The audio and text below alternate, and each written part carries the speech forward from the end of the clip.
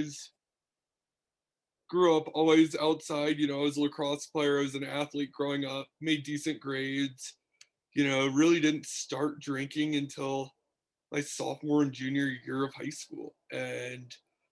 Did and me and alcohol have never gotten along. I could start drinking on Friday night at a party, and I would wake up Sunday morning not knowing what or who I or not knowing what I did all weekend. Um, it's still the only time I would really scale that back would be during lacrosse season. And so our coaching staff had a zero tolerance policy. I'd still sneak it somewhere or hide a stash somewhere.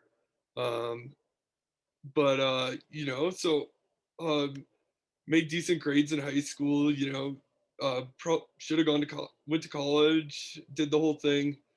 Blew out my knee for the final time, and hung up my cleats. Was tired of playing lacrosse, and so I come back to Denver, and I've always had a love for aviation. My family's been around aviation, ever since I was little. Um, Forgot to mention also my dad passed away when I was 11. So that'll be crucial later. A lot of my story, and cancer took him way too young, and he was my coach growing up. And then when I moved back to Denver after my year away, and decided to go get hired on at the airport, started out de-icing aircraft. This airport at Denver International Airport, working for a United Airlines contractor. Absolutely loved my job, and just one of the coolest things I've ever done. Had a lot of odd jobs in my career. That was definitely one of the cooler ones. There's nothing like trying to go out there and get ice off of airplanes. And I would had my alcoholism very under control at that point. I wasn't drinking often, um, if any, during that time. Turned 21, and really my life started. I could drink legally, and my life really went on a downhill slide. I just had I had knee surgery 2 months after I turned 21, and I can remember going to the bar like in on crutches, still not weight bearing, and falling off my bar stool that I was sitting at my local uh, it's dive bar, and falling off my. Oh, sorry guys. Is that better, Sam? So just remember falling off my. I don't know how far I have to go back, but felt I had surgery, and just my buddy and I had gone out drinking on a Thursday or Friday night. I think I had just taken finals, so it was probably a weekend. It was probably a Thursday night. We'd go out Thursday night, watch football to the local divey establishments, and there was one in particular that we liked, and the drinks were cheap. And then moved in my own place in January, would and I'm in college at this point full time, and um, was I had an astronomy class that I absolutely hated. Absolutely, the professor was so boring. I would come back, I would time it from my apartment. I would run up the hill. I would have like I would have my two morning classes, and then I would have like an hour and a half. So some days I would do laundry, and then I literally would have to have a beer in my hand before that class, and I'd walk to class with a beer, knowing full well that I needed a drink to get through that class. And that's when it really started. I really started realizing, and then COVID hit, and all my classes went online. So this was spring of 2020, and they canceled lacrosse season. I still officiate lacrosse, so we were on the field getting ready for a game, and then so my partner literally looks at me and says, "Let's go to the bar." That night, I got blacked out. I don't remember how I got home, and you know, and I was parking at a place that you was parking living in downtown Denver. I was paying $150 a month to park at the convention center, but you have to go up this almost a spiral. Oh, it's a spiral. Oh my goodness. Like parking garage to get into like where you park. And I don't know how I did it. So I continued to drink. And would was running every morning. I've always been in good shape. I've always been really healthy, eating eating really healthy. And I would leave my apartment, down a down Curtis, would run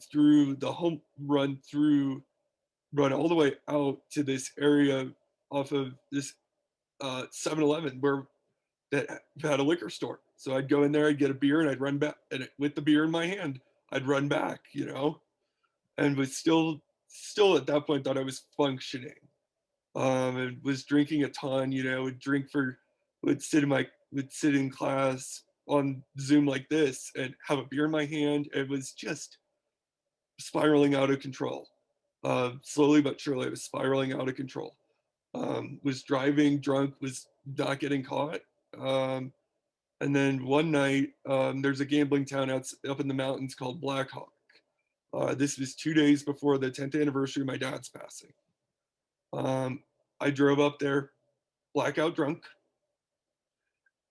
Don't know how I just then I went just played the slots. I always wanted to do it, and little liquid courage. And then I was very lucky. Was trying to find my car in the parking garage, and some security guard comes up to me. So they call the police, and and I'm very lucky that the cops are just like, yeah, you need to go sleep it off, drink some coffee, right? So me thinking like 3 hours later, it's cold as hell in the mountains at night. I'm I'm sitting on a park bench crying my eyes out. So I make bright idea. This is like 2 or 3 o'clock in the morning. I think this is 1 or 2 o'clock in the morning, and I'm get in my car, and my guardian angel must have been looking out for me that night because I drove about a quarter mile. They let me up, and they did not give me a DUI. They so I They were like, either you're gonna go to detox down in Denver, or you're gonna have to call somebody to come pick you up. So I called my parents in Centennial, and um, my mom and stepdad crawl into the car 2 o'clock in the morning, and I'm sitting in the back seat just bawling my eyes out because I had just woken them up, and I am just an asshole for doing that straight up at this point. And then that wasn't, you'd think that that would be my breaking point. It really wasn't my breaking point. About 2 weeks later, my buddy and I were playing in his company's golf outing out at a nice club. And sorry, I'm losing my voice a little bit, but a little hoarse from being on the field all afternoon today. But so we go out there and we get hammered. We had Ubered to the course. We get hammered, and I'd been not been able to hold down food. I'm thinking, oh, it's appendicitis. Well, I start to see blood in my vomit, and I'm like, okay, we need to go to the ER. So I go to the ER at that point. Um, he and I walked down Colfax, did a little bit of a pub crawl on our way down there, and it was, so I end up, they do a CT scan. I've got a GI bleed. I'm 21 years old at this point. They admit me, they keep me for a day and a half. And was able to stay sober for about a month after that happened. Then I started and got a job. I was doing COVID testing for the city and county, doing my part after all the wrongs that I had done, in my opinion.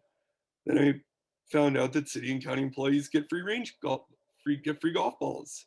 So we'd go to the driving range, and me and my friends would go hit balls and drink beer all night. And we'd get there about 3:30 or 4 o'clock and hit balls until 7:30 or 8, and we'd get progressively more drunk. And then and then I was drinking pretty much all throughout the winter. I was a closet alcoholic. I'd gotten a new job with this working where I do now at Parker Adventist Hospital, and absolutely love my job right now. I'm switching my track right now. My major currently is aviation. It's professional, no, aviation management, um, and I'm switching it, to be pre-PA, or I've decided I want to go into medicine and absolutely love healing people and Um, what brought me into the and I'd gone to the rooms previous to this time, and nothing really had stuck. I hadn't done the steps. I hadn't done what these practices have taught us, and so this group has taught us, what AA has taught us to do, and this last time was on call. I was on call. So it was a Saturday night. It was a Saturday day. I wasn't on call that day, and tried to go to the DU lacrosse game. Me and one of my buddies, we can't go to the lacrosse game because their cape security, they won't let us within 50 yards of the place because of COVID. So that's how. And so me and my buddy just decide we're gonna get hammered instead. So we go to the bar, dumpy little spot called the Pioneer, right on the DU campus, and we proceed to drink there for a long time. And then I get in the car and drive home. I'm on call the next day. My boss had called me while I'm at our charge nurse had called me while I'm at the bar, and she's like, "Hey, by the way, we have 7 cases. I need you in at like 8:30." Usually, when you're on call at the hospital, they'll usually call you morning of. And she called me the night before, and I still didn't stop. I'm At this point, I'm hungover. So I get to work at 8 a.m. I forget. My mom had taken away my car because she was like, "You're never doing this again." And so my stepdad drops me off at work. This time it stuck for some reason. I realized that I am better off without alcohol in my life. And, by the grace of God, I've been able to put a stretch of days together, and to all the people that are counting days. And I know I've got friends in the audience here and got a sponsor. His name is Craig. He's awesome. I don't think he's on the meeting tonight. I think he's out flying. Works for a major airline, and he's amazing. He's been my rock. I call him every single day. Some days are better than others when I call him, but these last 4 months have been the best 4 months of my life. So to all of you newcomers that are still counting days, keep coming back. I just did my third step 2 weeks ago, and you know, I realized that I'm better off. So that's all I'm gonna share. And the topic, I don't really have a topic for tonight. I was asked to speak kind of last minute, so I really don't have a topic right now. But we can always go to the first step. That's always been, we were powerless over alcohol, and I finally realized that I'm powerless over alcohol. So thank you guys.